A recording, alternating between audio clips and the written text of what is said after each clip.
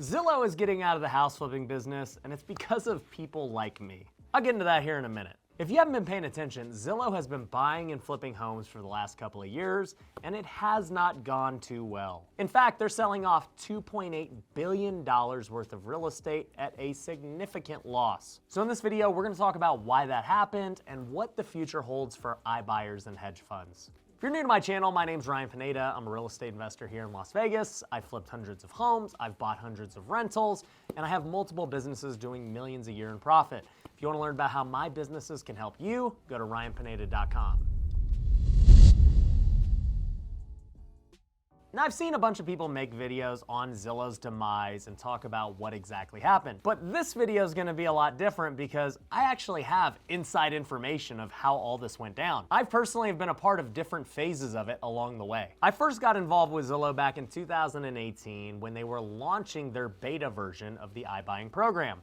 Basically, they reached out to local house flippers like myself, as well as the other iBuyers like Opendoor and OfferPad. And basically they said, we're gonna start allowing homeowners to request an offer on their home. So all of you guys will get all their information and submit a blind bid to that seller. And at the time, Zillow themselves was not bidding on properties. It was strictly the local house flippers and the existing iBuyers. And so my company, Home Run Offer, was one of the first companies registered in this program, and they started sending us all of these leads for sellers who wanted offers on their homes.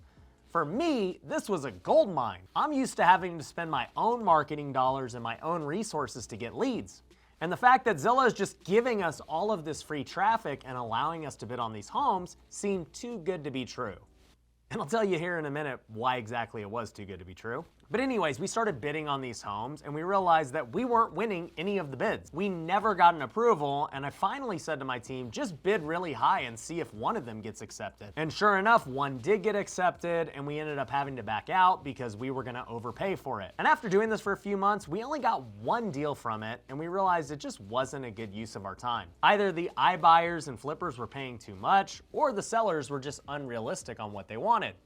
It was a weird dynamic because they were probably looking at the Zestimate and wanting that value that Zillow's telling them the home is worth. But anyways, after a few months of doing it, Zillow ended up cutting off all of the iBuyers and all of the local flippers from the program. And you can guess what they did next. They said, hey, we are gonna start buying properties directly now. We're launching the Zillow iBuying program, and we're gonna be the biggest and best in the world. And so the part where it was too good to be true ended up playing out.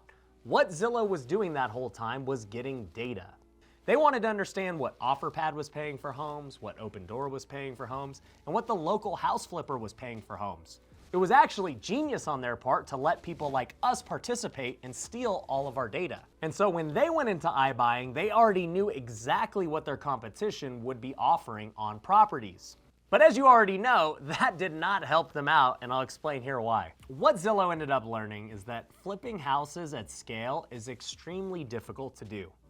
To do a lot of flips in just one city is really hard, and to do them nationwide is just incomprehensible. There are so many things that can go wrong in a flip, between misjudging what it's worth, between misjudging the renovation cost, between just getting eaten up by holding costs. There's a whole bunch of ways to lose money in flipping. And this is why iBuying has never been profitable up to this point. Now, on the other hand, the hedge funds who buy these properties and hold them as long-term rentals have been successful for the long haul because they're not subject to all the risk of flipping and trying to make a profit right now. They know if they hold a property long enough, they are going to make money in the long run. But anyways, let's get back to house flipping. I know personally how hard it is to scale. I have almost 60 active flips going on right now in Las Vegas. That means we've either purchased them and are renovating them, they're either on the market or they're under contract to sell, and we've got a whole bunch of other ones in purchase escrow as well.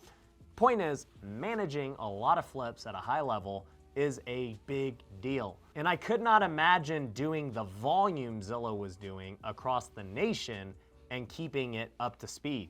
But here's the thing, I figured that Zillow over time would figure out how to make it profitable and which markets work best. My other guess was that they were just overpaying for properties in order to gain market share. If Zillow or Opendoor could become the CarMax of real estate, where everyone knows you could just sell your house to them as is, and then they'll take care of everything else, they're gonna make a lot of money in the long run. They just have to get to that point, and they're gonna lose money getting to that point. And being a tech company like Zillow is, Their investors understand that it's not about being profitable today, because they can have billions in the long run if they win the market share war. Well, as you already know, they did not win the war. They could not continue to lose money at the rate that they were losing it. And the reports were that 94% of their properties were listed below what they had paid for them. Now, once again, I dismiss that statistic because what they paid for them on the assessor is not the true price. What all these iBuyers do is charge an extremely high price so that they can set a higher value, and then they charge a ton of fees underneath that to disguise what the true price was. So if you look up a property Zillow bought and it says that they paid $500,000 on the tax records, they probably really paid $450,000 to $470,000 for it. So when I saw that report, I said, I don't think they're losing as much money as people think they're losing, but nonetheless, they've realized that they cannot flip houses at scale. It is way too hard. And when people saw that headline, their first reaction was, well, the real estate market must be tanking. That's why they're getting out. But I personally believe there are 3 reasons they're getting out, and none of them have to do with the real estate market. For one, they had supply issues. They just could not get enough labor and materials to fix up these houses. And that was their main excuse, and I agree. It is harder to get materials and supplies for almost anything right now. Reason number 2, though, which is probably the biggest one, was that it goes against their core business. You see, Zillow made all of its money by selling leads and advertisements to realtors. But with this iBuying program, they're trying to cut the realtors out.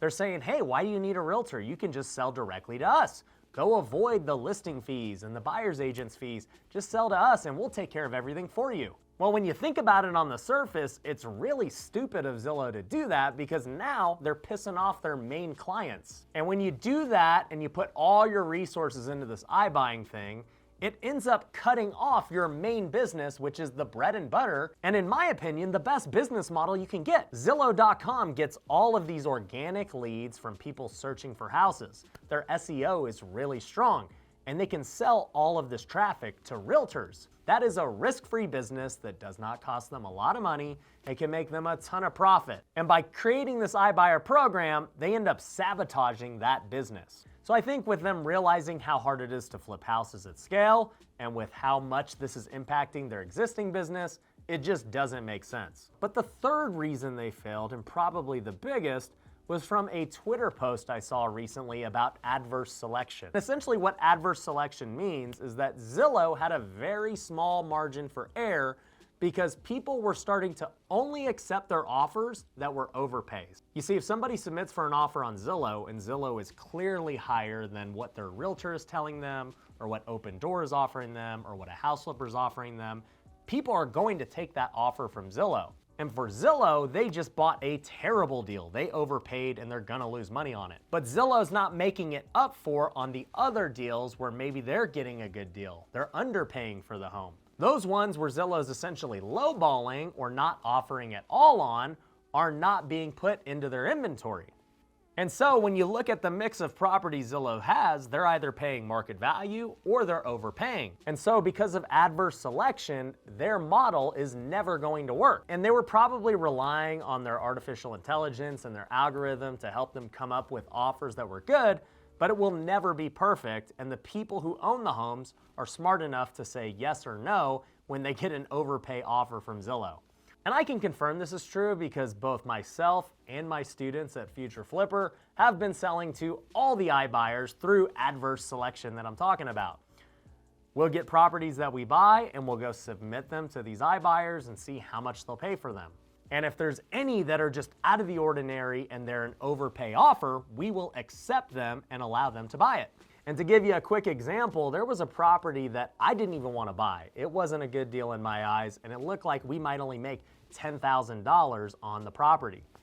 But we submitted it to one of the iBuyers, I won't say who, and they offered us something so ridiculous that we were gonna make $110,000 on the property. Well, obviously, we ended up buying the property and selling it to them, and it was a killer deal.